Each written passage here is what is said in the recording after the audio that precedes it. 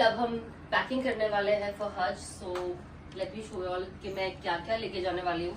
और ट्रस्ट में कितना भी लेके जाऊँ कुछ ना कुछ रह ही जाता है, कुछ ना कुछ कम पड़ ही जाता है। So this is my bag which I take for Hajj and for Umrah. So let me show you all. मैं बैठ जाती हूँ थोड़ा सा, मैं आपको बताती हूँ मैं क्या लेके जा रही हूँ, ठीक है। सबसे इम्पोर्टेंट तो ये है छतरी हमारी, बिकॉज इतनी गर्मी होती है वहां पे कि आप अगर छतरी नहीं लेकर गए तो आप तो पिघल जाने हो। So this umbrella.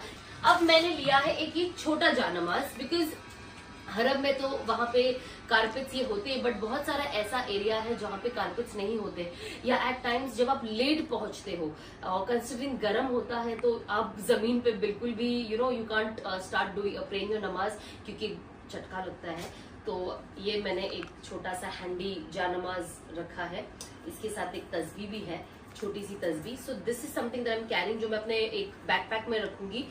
Most important जो मीना में जब हम निकलेंगे 8 जिल हज को, जब हम एहराम पहनेंगे हमारे हज का, सो this is one cap that you need, क्योंकि ये आपको थोड़ा आगे से इट विल प्रोटेक्ट यू। थोड़ा सा वहां पे ना आपका स्किन जल जाता है because you don't use anything on your skin.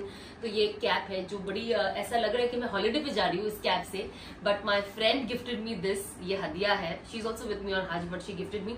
उसके बाद मोस्ट इम्पोर्टेंट, ये सारी चीजें मैंने एक्स्ट्रा ले ली है बिकॉज आप वहां पे जब जाते हो तो आप इतने सारे लोग होते, कभी किसी का क्या नहीं होता है, तो मैं हदिया पर्पस पे भी बहुत ले लेती हूँ कि मैं ये सवाब कमाने की चीज है, बट आई टेक एक्स्ट्रा ताकि अगर किसी के पास नहीं है तो I can offer it to them.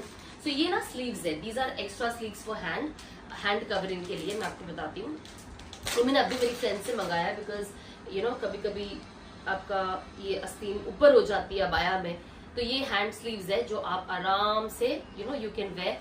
तो जैसे कि आप देख रहे हो, वेरी ब्रीदेबल, सॉफ्ट। ये मेरे है हिजाब के pins. Then I have this clips little, because जब आप एहराम में आते हो तो इट्स वेरी इंपॉर्टेंट कि आपके पूरे बाल अंदर बंधे हो।